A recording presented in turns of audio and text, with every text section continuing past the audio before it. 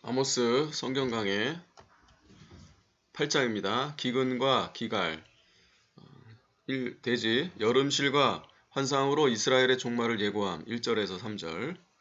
둘째, 권세자들 부자들의 착취와 백성들의 고통 4절에서 6절. 셋째, 하나님의 심판 7절에서 10절. 넷째, 말씀의 기근을 당할 때가 옴 11절에서 13절. 다섯째, 우상 숭배자들을 엎드려짐 14절. 자, 1절입니다. 주 여호와께서 또 내게 여름실과 한 광주리를 보이시며 가라사대 아모스야 네가 무엇을 보느냐 내가 가로되 여름실과 한 광주리이다 하매 여호와께서 내게 이르시되 내 백성 이스라엘의 끝이 이르렀은즉 내가 다시는 저를 용서치 아니하리니. 하나님께서 여름실과 한 광주리를 아모스에게 보이시고 그것으로 이스라엘의 종말을 예고했습니다. 여름실과라는 것은 한창 무르익은 과일을 말합니다. 과일이 무르익으며 사람이 따서 광주리에 담는 것과 같이 이스라엘 백성이 죄를 많이 행하여 죄악이 무르익었으므로 하나님께서 심판하신다는 것입니다. 하나님께서는 오래 참으시다가 죄악이 꽉 차면 익은 과일을 따서 광주리에 담듯이 심판하십니다. 3절 그날에 궁전의 노래가 애곡으로 변할 것이며 시체가 많아서 사람이 잠잠히 처처에 내어버리리라. 이는 주 여호와의 말씀이니라. 그날은 환란의 날, 주님이 심판하시는 날입니다. 지금은 궁전에서 노래하고 있으나 그날에는 애곡으로 변하고 시체가 너무 많아서 울지도 못하고 사람들이 잠잠히 시체를 처처에 내어버리게 됩니다. 이스라엘이 요셉의 환란에 대해서는 생각지도 않고 말씀을 배반하고 향락과 방탕과 안일주의로 나아가므로 하나님께서 이와 같이 심판하신다는 것입니다. 4절 궁핍한 자를 삼키며 땅에 가난한 자를 많게 하려는 자들아 이 말을 들으라. 이스라엘의 집권자들과 부자들이 궁핍한 자를 착취하고 가난한 자를 망하게 했습니다. 잠언 14장 31절에 가난한 사람을 학대하는 자는 그를 지으신 이를 멸시하는 자요 궁핍한 사람을 불쌍히 여기는 자는 주를 존경하는 자니라 라고 했습니다. 5절 너희가 이르기를 월삭이 언제나 지나서 우리로 곡식을 팔게 하며 안식일이 언제나 지나서 우리로 밀을 내게 할고 에바를 작게 하여 세계를 크게 하며 거짓 저울로 속이며 은으로 가난한 자를 사며 신앙컬레로 궁핍한 자를 사며 잿미를 팔자 하는도다. 월삭은 매달 초하루에 하나님께 번제를 드리는 날입니다. 민수기 18장 11절 이날에 일을 하거나 영업행위를 해서는 안 됩니다. 안식일 역시 세상 일을 해서는 안 되는 거룩한 날입니다.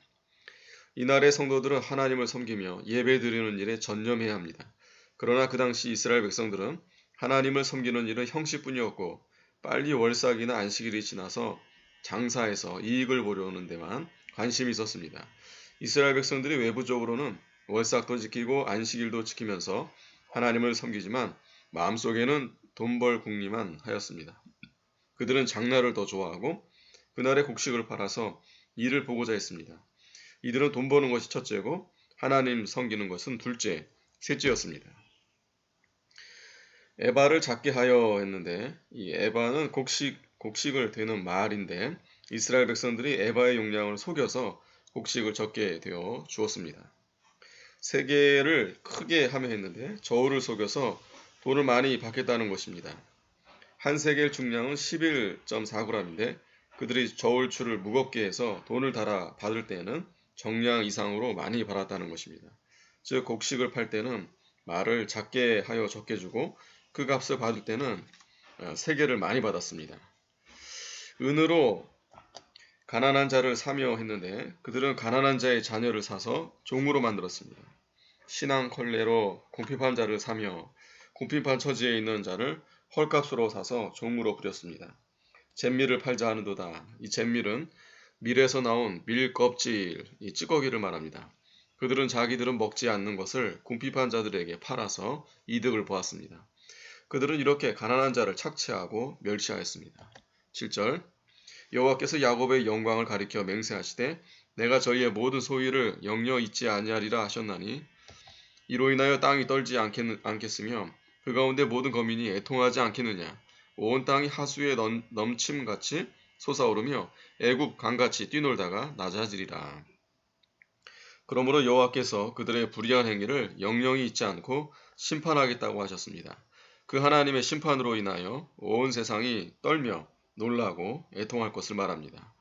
온 땅이 하수에 넘침같이 솟아오르며 애굽 강같이 뛰놀다가 나자리라 했는데 하수가 넘쳐 솟아오므로 또 나일강이 범람해서 모든 것을 휩쓰는 것 같이 하나님께서 재앙을 내려서 이스라엘을 쓸어버릴 것을 말합니다.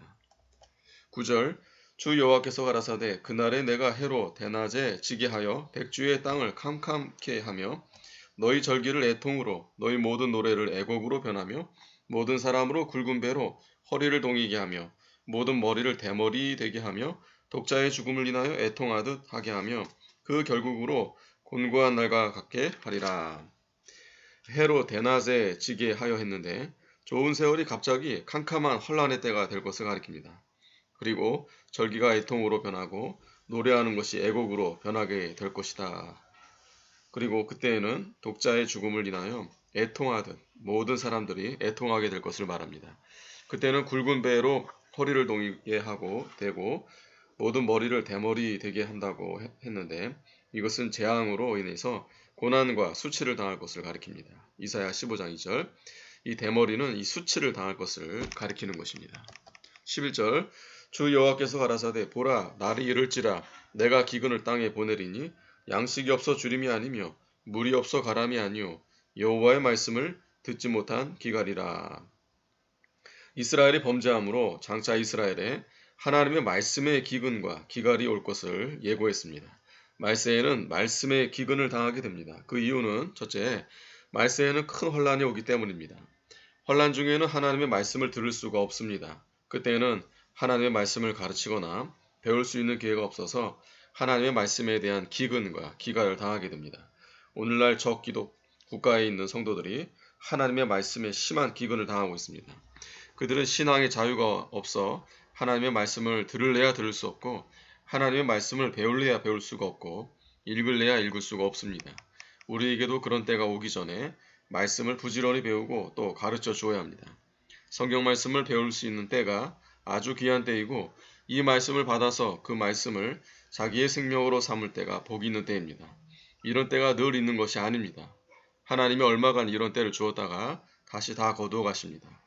둘째는 말세에는 거짓 선지자가 많이 나오기 때문에 말씀의 기근을 당합니다. 말세에는 거짓 선지자가 많이 나와서 하나님의 말씀을 혼잡게 하므로 참된 하나님의 말씀을 듣지 못하는 기근을 당하게 됩니다.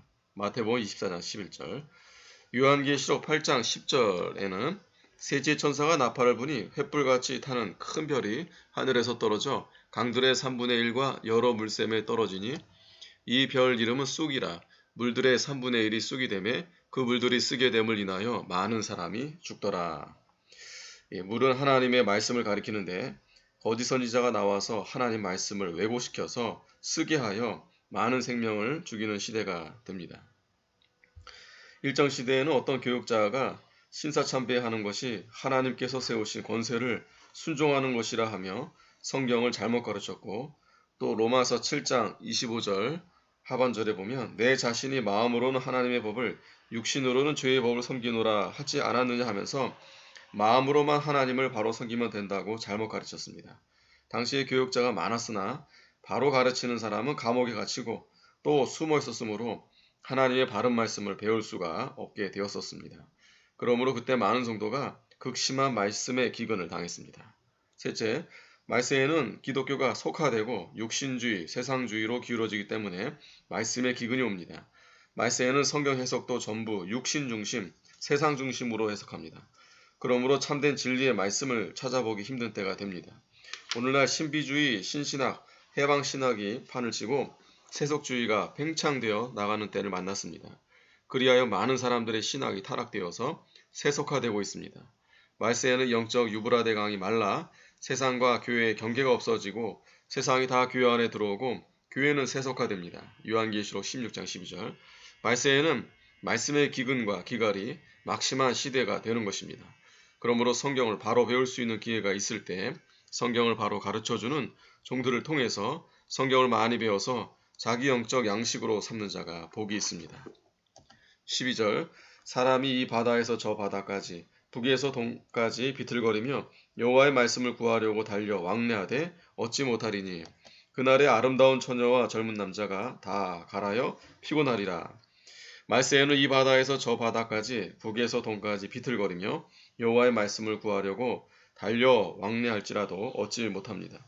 이와 같은 말씀의 기근이 오기 전에 우리가 성경을 부지런히 잘 배우고 책임지라며 자기의 생명으로 삼아서 기근을 당할 때 통과할 수 있어야 합니다. 아름다운 처녀는 하나님 앞에 바로 믿어 보려는 성도입니다. 즉 양심을 쓰고 말씀대로 살려고 힘쓰며 성령의 인도를 받아서 믿음을 지키는 사람이 아름다운 여자입니다. 그러나 아무나 성령의 인도를 받고 믿음을 잘 지키려고 하여도 말씀을 배우지 못하므로 가다가 쓰러집니다. 젊은 남자는 믿는 일을 하려고 힘을 쓰는 사람입니다. 고린도전서 16장 13절에 깨어 믿음에 굳게 서서 남자답게 강건하여라 하고 있습니다. 믿음을 지키며 봉사하려고 힘을 쓰지만 바른 말씀을 배우지 못하였기 때문에 피곤해서 다 쓰러지고 마는 것입니다. 14절 무릇 사마리아의 죄된 우상을 가리켜 맹세하여 이르기를 다나 내 신의 생존을 가리켜 맹세하노라 하거나 브엘세바에 위하는 것에 생존을 가리켜 맹세하노라 하는 사람은 엎드려지고 다시 일어나지 못하리라. 우상을 섬기는 자는 하나님의 심판을 받아 다 엎드려져 망할 것을 가리킵니다. 단 이 브엘세바에서 이스라엘 백성들이 금송아지를 만들어 놓고 그것을 하나님으로 섬겼습니다. 그들이 그 금송아지를 가리켜 맹세하노라 하고 떠들었지만 그들이 마침내 엎드려져 망하고 다시 일어나지 못할 것입니다. 하나님의 우상이나 물질이나 세상 사람이나 권력을 의지하여 살려고 맹세하며 결심하고 나가는 자는 다 이와 같이 망하고 말 것입니다. 아멘.